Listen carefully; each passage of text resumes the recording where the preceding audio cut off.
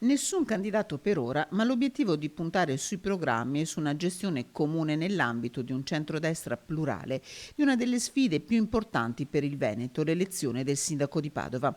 Padova 2022, in nome del tavolo riunito per la prima volta nella sede regionale della Lega Noventa Padovana. Il tavolo Padova 22 è il tavolo degli istituzionali della città di Padova, quindi dei consiglieri regionali e dei parlamentari della città. Abbiamo deciso di riunirci, di fare squadra. L'anno prossimo ci aspetta questa importante sfida amministrativa per poter tornare a guidare la città. Lo faremo con tutte le nostre forze, con tutta l'energia che questo partito può dare alla città di Padova, e lo faremo soprattutto in sinergia. Per ora nessun candidato ufficiale, si parte dai programmi, spiega Alberto Stefani.